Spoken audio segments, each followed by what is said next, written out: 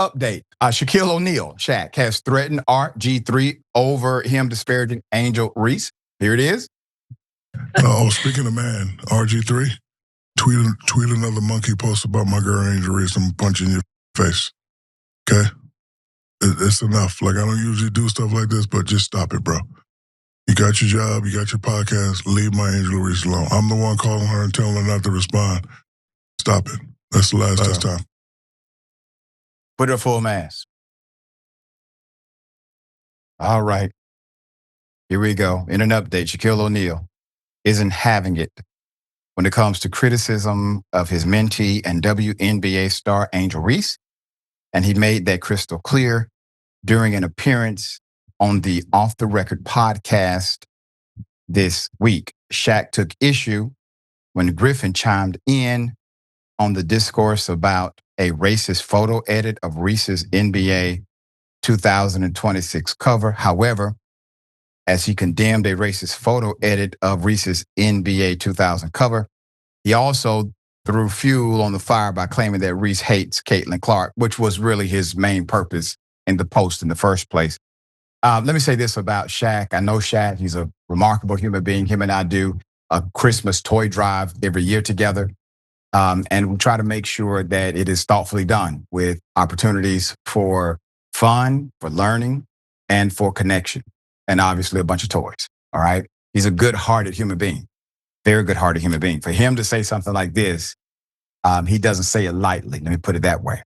Griffin's original post claimed he had, quote, been quiet on the Angel Reese front because she allegedly shared content that led to the death threats against his family. He went on to assert that people in Reese's, quote, inner circle told him she hates Caitlin Clark due to constant media comparisons between the two players.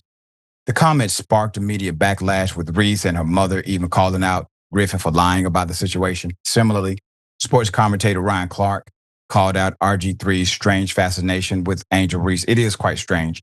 And here's what Ryan Clark said back in May. The one thing we know about RG3 is he's not having conversations at his home about what Black women have to endure in this country, about what young Black women and athletes like Angel Reese have had to deal with.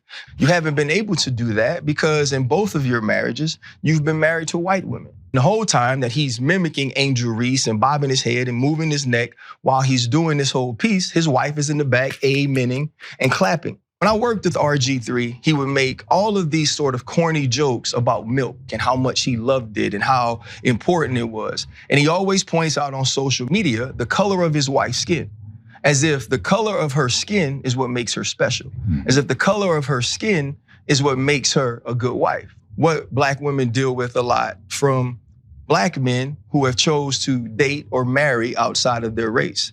They always feel like they have to go the extra mile to prop up the woman that they're married or the woman that they're with over Black women by denigrating Black women. Isn't that something? All right, Jackson, the saga continues. RG3, what say you? RG3 said, leave that white girl alone, damn it.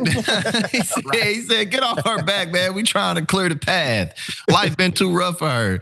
I mean, yeah, it kind of seemed like, because, you know, I really don't keep up with stuff like this very often, but I think it's pretty plain on his face of the type of stuff that's going on. You know, RG3, he wanted them like, Black people got to stop playing the victim and stop being stupid. Everything's our fault.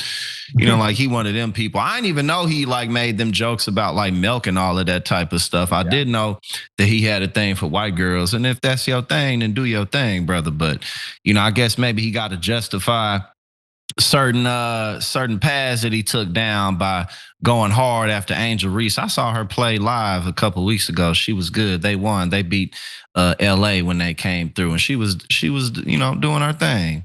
Yeah. But yeah, you know, I think he one of them guys that doesn't really like what he sees in the mirror, and he might pull a Sammy Sosa in a couple of years. So we're gonna have to keep our eyes out. Yeah. Love who you love.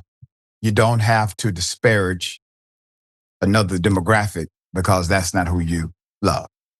Very simple.